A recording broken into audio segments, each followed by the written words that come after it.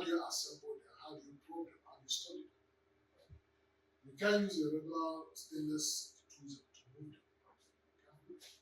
So there are ways you can use light and electric fields to make that possible, which I will continue about. And so my lab works on developing these new kinds of tools that are made of light on the nanosphere, and we use that to do tracking, imaging, and analysis of extrasolar vesicles, which I'll talk about in more detail, and also nanoplastics. And these are very, very important nanomaterials. For extrasolar vesicles, we are very interested in using them for diagnostics and also for therapeutics. We like to be able to load drug molecules inside of them. While for nanoplastics, we like to analyze nanoplastics in different sources. For example, if we have nanoplastics in water, how do you tell that it happens? So what are we looking at that? And of course, the research has been enabled by several of these agencies, including National Science Foundation. So that means that you can simply use a light beam that you focus tightly. You can use it to hold something, actually hold it, without physically contacting the. So which is quite intriguing. So key things to note is the gradient force is proportional to the gradient in the square of your electron, or the gradient in your light intensity. So what this means is that you want to, for you to have sharp gradients, you have to focus your light. It's also proportional to this permittivity difference. So this is just the optical property of the particle and that of the medium. So what that means is if I have a medium, so what's the permittivity of water? The dielectric constant of water. What's the refractiveness of water?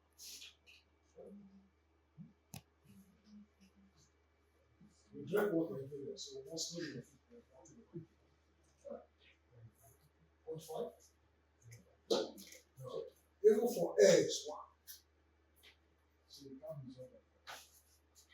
So refractiveness of water.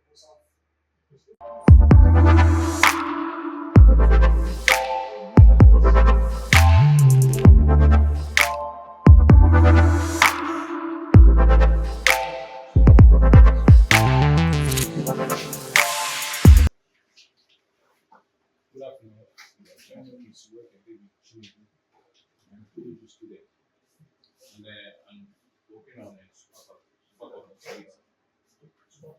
supercapacitor. Looking at covert materials. Physics.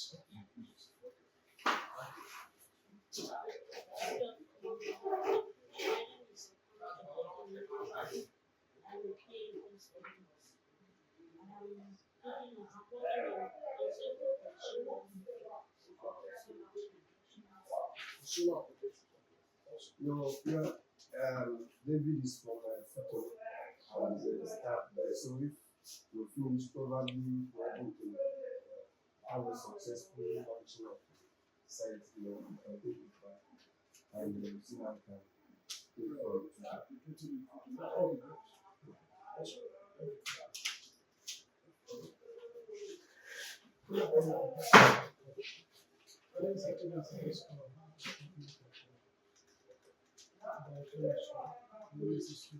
I'm working on resistant G. Resistant G. Can you expand on that? What is the goal? What are you trying to accomplish? Can you expand briefly on what you are trying to accomplish?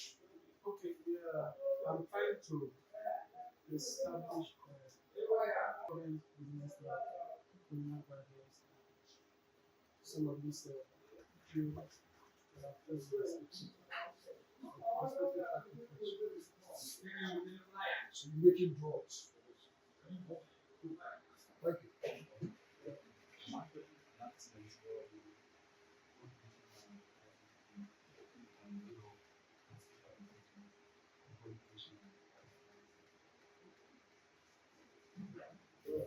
Physics.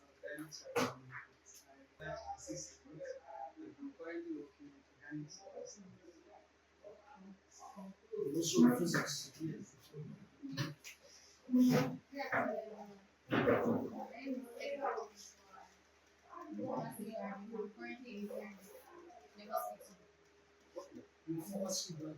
Yes. So I'm basically looking at the applications of nanophotonics in pharmacy. Pharmaceutical Thanks. What? So you finish your masters. No, Your I got bachelor's. like training at the hospital. Okay, when you finish bachelor's. Yes, yes. Good afternoon, everyone. My name is Sylvester Mbasa. I'm a PhD student in physics. I'm a PhD student in physics, and I'm working on energy materials, energy conversion, and storage, more focused on storage materials. Those type of materials. Thank you.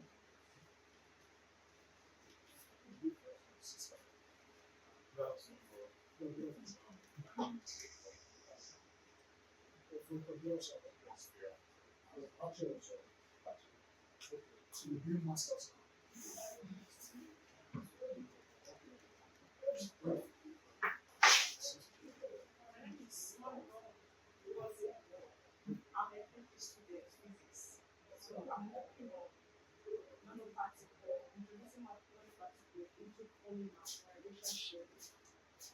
okay, for what? Radiation shielding. Revolution shielding. Okay.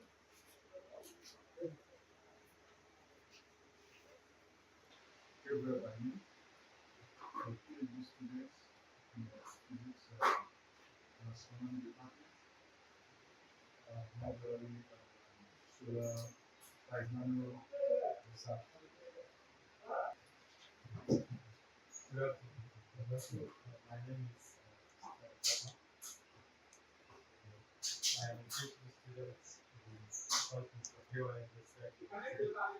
So I'm working on energy storage in India. My name is Sylvester Mbasa. I just finished my master's and worked on how to make nanoparticles to be able to use it for hyperthermia, that is enhancing medical physics.